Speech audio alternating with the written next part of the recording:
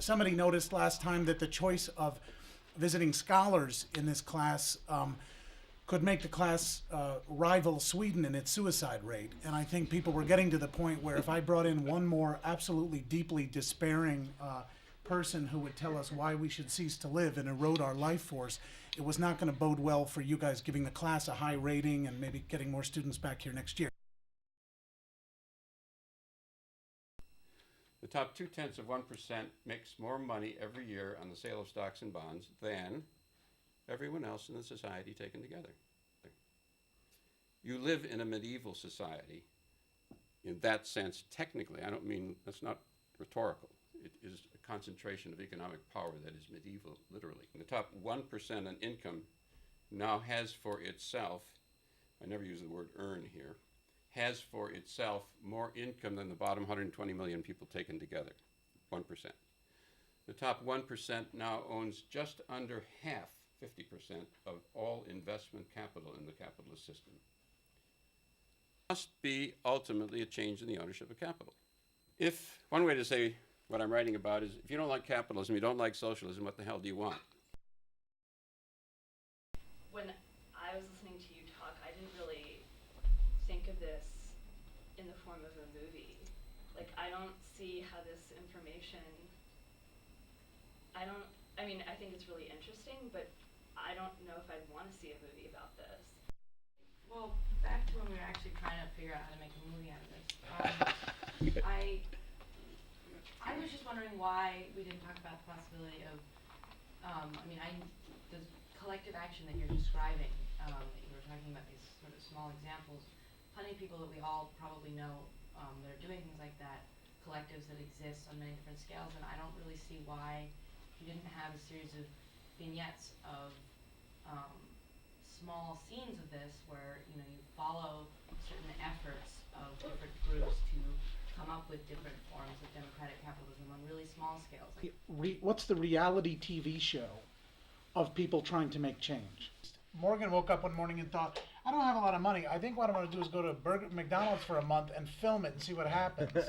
That's a completely contrived modality. Audience, like basically just based on that pitch, now how many people would go see that movie? And now somebody who doesn't like that movie idea, can somebody say why? It sounds incredibly contrived. Incredibly contrived. Overdone, formulaic, stereotypical. Other than that. I would use the word problem and with the icy ending, but that's banned, right?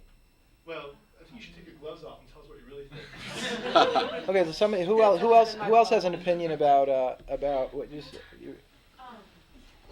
It sounds like from the beginning, like your film already has an agenda, right? Like you've already identified who the protagonists are, who the antagonists are. Whereas, like, I feel like I would want to go see a film like about this, just to sort of see like what, like, on the surface, right? Like people can look good or bad, but it's like you want to see these hidden layers, these hidden depths. And additionally, like, you don't know what's going to happen in the end. So if you go like into filming this with the idea that you know how you want it to end, I'm sure like that's not how it's going to work. My problem with this idea is that I need a person in my movie. Ali G is a terrible human being. Borat is a terrible human being. We love people who are problematic, and yet when you sit down to write a movie or cast a movie, you often try to find the most likable Brad Pitt guy. And very often that's actually kind of a non-starter. And so I don't mind actually looking for dirt. How can you turn a complicated idea into something in a movie? Is you just got to find it, you got to make it real in some way. You have to make the character real. There are a lot of people that think that people go to the movies and it's all about this, they go for this escapist pleasure and that they just want to go see the story and then they shut it out and they go home. A piece of film that will engage somebody but might engage somebody at a level that would cause them to do something, or it allows the audience to have its own opinion, and so it illuminates without forcing a point on you. Most things lead me to think I know the answer, and I think that's a terrible trap. And if the show of hands had said yes, I know what I think at the end of it, I think it's generated a mistake.